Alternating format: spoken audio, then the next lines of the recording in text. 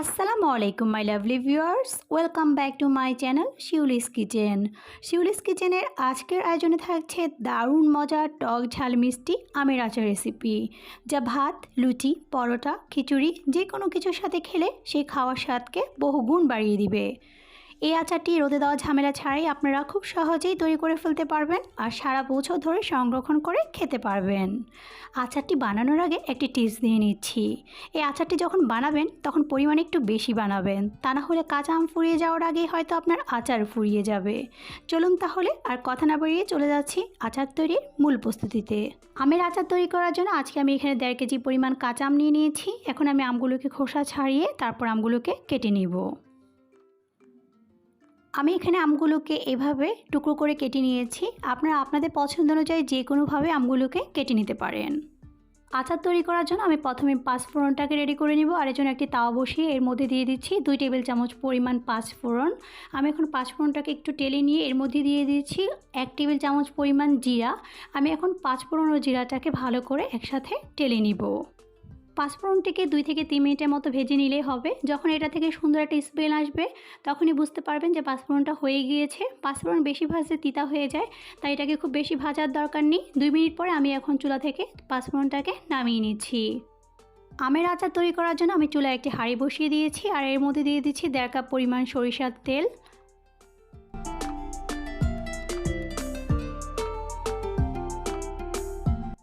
সরিষার তেলটা ভালো করে গরম হয়ে আসলে আমি এর মধ্যে 1 চা চামচ পরিমাণ পাঁচফোড়ন দিয়ে দিচ্ছি। পাঁচফোড়ন দেওয়া হয়ে গেলে আমি এখন দিয়ে দিচ্ছি 1 টেবিল চামচ পরিমাণ আদা ও রসুন বাটা। এখন আমি আদা রসুন বাটাটাকে তেলের সাথে খুব ভালো করে নেড়ে মিশিয়ে দিচ্ছি। এখন আমি এর মধ্যে দিয়ে দিচ্ছি স্বাদমতো লবণ। আপনারা আপনাদের আচারের পরিমাণের উপর নির্ভর করে লবণের পরিমাণটা বাড়িয়ে অথবা কমিয়ে দিবেন। এখন আমি দিয়ে দিচ্ছি এর মধ্যে 1 চা চামচ পরিমাণ হলুদের গুঁড়া। এতে করে আচারের মধ্যে খুব সুন্দর একটি কালার আসবে। এখন আমি আচারের মধ্যে দিয়ে দিচ্ছি রসুন। আমি এখানে রসুনের খোসা ছাড়িয়ে নিয়ে তারপর এখানে 1 কাপ পরিমাণ রসুন দিয়ে দিচ্ছি।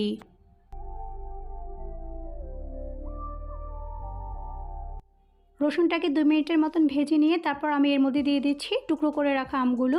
এখন আমি আমগুলো দেওয়া হয়ে গেলে তারপর আমগুলোকে একসাথে তেল ও মশলার সাথে ভালো করে নেড়ে মিশিয়ে দিব।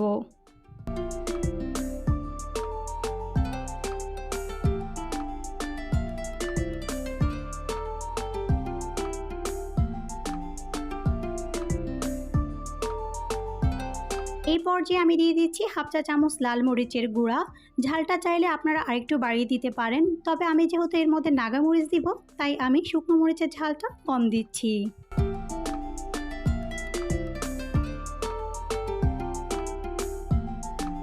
এখন আমি আচারের মধ্যে দিয়ে দিচ্ছি 1/2 কাপ পরিমাণ চিনি।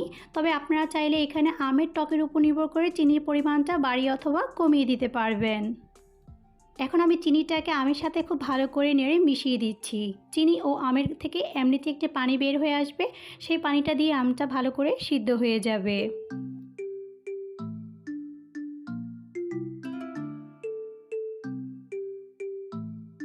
এই পর্যায়ে আমি আচারের মধ্যে দিয়ে দিচ্ছি 1/3 কাপ পরিমাণ সিরকা বা ভিনেগার।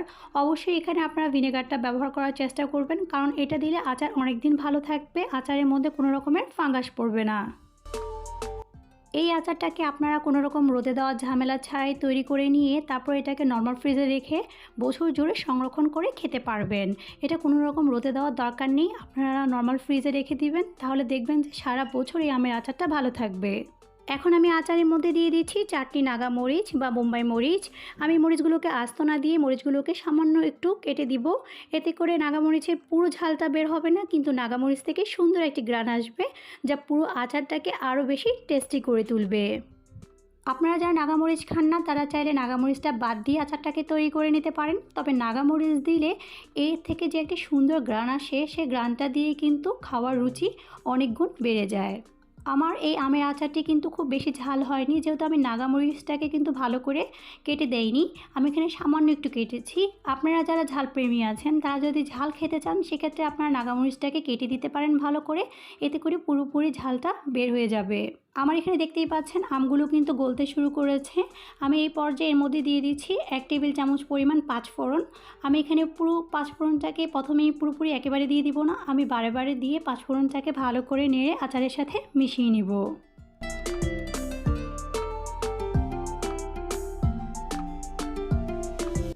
আমরা অনেকেই বিরিয়ানির সাথে আলু বোখারার চাটনিটা খেতে অনেক বেশি পছন্দ করি।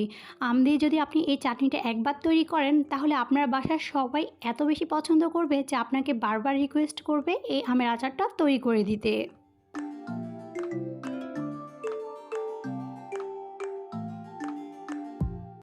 আমের আচারটিকে বারবার ভালো করে নেড়েচেড়ে দিতে হবে, তা না হলে দেখা যাবে নিচে থেকে লেগে আসবে, তখন কিন্তু আমের আচারটা খেতে ভালো লাগবে না। তাই বারবার নেড়ে নেড়ে দিয়ে তারপর আচারটাকে তৈরি করে নেবেন।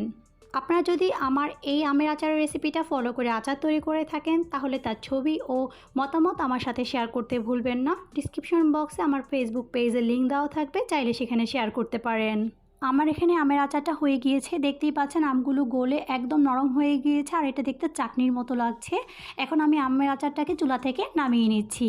দেখলেন তো কত সহজেই তৈরি হয়ে গেল এরকম লোভনীয় টক ঝাল মিষ্টি আমের আচার। আর এই রেসিপিটি অবশ্যই আপনারা কাঁচা আম ফুরিয়ে যাওয়ার আগে তৈরি করে ফেলুন, তা না হলে কিন্তু মিস করে ফেলবেন। আর আমার আচারের রেসিপিটি আপনাদের কাছে কেমন লেগেছে তা অবশ্যই আমাকে কমেন্ট বক্সে জানাতে ভুলবেন না। আর আমার রেসিপিটি ভালো লেগে থাকলে অবশ্যই আমার চ্যানেলটিকে সাবস্ক্রাইব করে বেল বাটনটিকে অন করে দিবেন এরকম আরও অনেক সহজ ও মজার রেসিপি দেখার জন্য। আজকে তাহলে এখানে বিদায় নিচ্ছি। সবাই খুব ভালো থাকবেন, সুস্থ থাকবেন আর শিউলিস কিচেনের সাথেই থাকবেন। আল্লাহ হাফেজ।